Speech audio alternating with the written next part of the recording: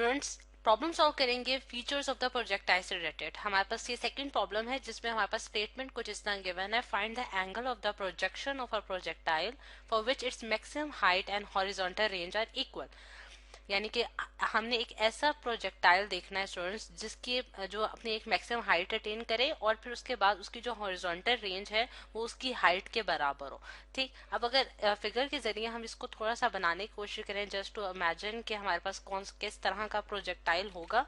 अगर हम देखते हैं कि फॉर एग्जांपल ये मेरे पास स्टूडेंट्स एक्स एक्सिस, ये हमारे पास वाई एक्सिस है और ये हमारे पास स्टूडेंट्स एक्स एक्सिस है। ठीक, और यहाँ से इस ओरिजिन के पॉइंट से हम जो है एक प्रोजेक्टाइल को लॉन्च कर रहे हैं। जैसे फॉर एग्जांपल मेरे पास एक बॉल है और मैं उसको जो है वो फेंक रही हूँ हवा में। अब मैं ऐसा प्रोजेक्टाइल बनाना चाहती हूँ स्टूडेंट्स के जो कि अपनी मैक्सिमम हाइट उतनी ही अटेन करें जितना वो रेंज अटेन कर रहा है। यानी कि उसका जो हॉरिजॉन्टल डिस्टेंस है जिसे हम रेंज का नाम कहते हैं वो बराबर हो जाए हमारे पास उसकी मैक्सिमम हाइट के जो कि उसने वर्टिकली अटेन की होगी। ठीक है, अब अगर हम देखें कि ये इसको मैं ग्रीन लाइन से शो कर देती हूँ कि ये हमारे पास उसकी जो है उसका प्रोजेक्टाइल का पाथ है जो कि उसने फॉलो किया है।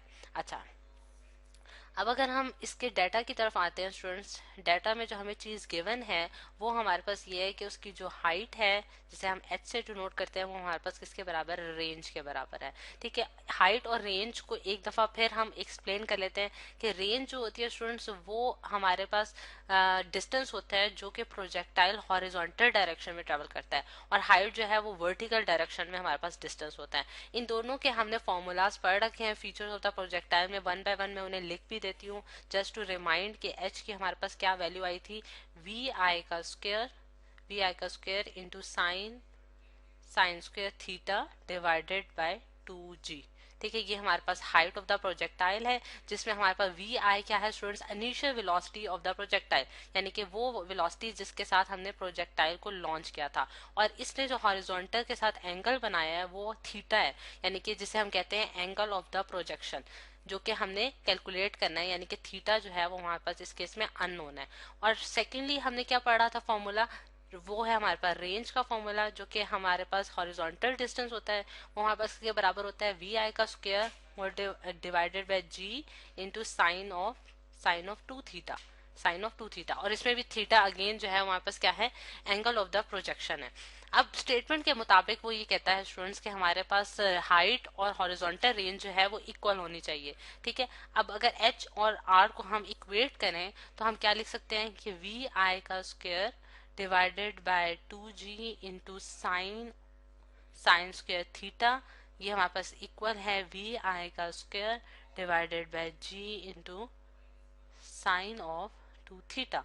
ठीक, अच्छा, अब अगर हम देखें स्टूडेंट्स के बोथ साइड्स पे हमारे पास वी आई का स्क्वायर जो है वो कॉमन आ रहा है तो ये एक दूसरे को कैंसिल अप कर देंगे। ठीक है, और कैंसिल अप करने और यहाँ अगर हम देखें तो जी भी हमारे पास कॉमन आ रहा है और वो भी हमारे पास कैंसिल हो जाएगा। तो हमारे पास जो चीजें बच रही हैं वो 1/2 into sine square theta is equal to sine of 2 theta. अब स्टूडेंट मैथमेटिकल रिलेशन इसमें यूज करते हैं सिंप्लीफिकेशन करने के लिए। साइन ऑफ 2 थीटा का जो फॉर्मूला होता है हमारे पास क्या होता है, साइन इसको एज इट इज लिख लिया और साइन ऑफ 2 थीटा का फॉर्मूला मेरे पास होता है 2 sine of theta into cos of theta. ठीक है, ये मैथमेटिकल रिलेशन हमने यूज किया है। और अगर हम देखें तो यहाँ हमारे पास क्या स्टूडेंट, साइन स्क्वायर थीटा, और साइन स्क्वायर थीटा हमारे पास क्या, साइन स्क्वायर थीटा का क्या मतलब होता है कि यानी कि साइन ऑफ थीटा का होल स्क्वायर। ये साइन स्क्वायर थीटा और साइन ऑफ थीटा का होल स्क्वायर एक चीज है हमारे पास। ठीक है, तो हमारे पास क्या हो जाएगा कि एक यानी कि इसको हम अगर बहुत ही सिंप्लीफाई करके लिखे तो मैं इसको इस तरह भी लिख सकती हूँ, sine of theta into sine of theta और is equal to 2 sine of theta into cos of theta. अब एक साइन जो है sine of theta right hand side और लेफ्ट हैंड साइड पे कैंसिल अप हो जाएंगे और हमारे पास जो आंसर बचता है स्टूडेंट्स वो क्या बचता है कि हमारे पास 1/2 into sine of theta is equal to 2 cos of theta. अच्छा, अब नेक्स्ट पेज पे हम देखते हैं स्टूडेंट्स कि हम इस चीज को किस तरह से सिंप्लीफाई कर सकते हैं कि हमारे पास अगर मैं इस जगह ये कैलकुलेशंस करूं, बाकी की remaining calculation 1/2 sine of theta into is equals to 2 cos of theta, तो हम लिख सकते हैं कि साइन ऑफ थीटा और इसको डिवाइड कर दें हम कॉज ऑफ थीटा से, यानी कि बोथ साइड पे आपने क्या करना है कि कॉज ऑफ थीटा से डिवाइड कर देना, और ये 2 वहां जाके क्या हो जाएगा, मल्टीप्लाई हो जाएगा, जो कि 4 बना जाएगा, और cos of theta divided by cos of theta आ जाएगा। कॉज ऑफ थीटा से कैंसिल हो जाएगा, और sine of theta divide by cos of theta हमारे पास क्या बनाता है students, tan of theta. Tan of theta हमारे पास क्या आ गया, 4।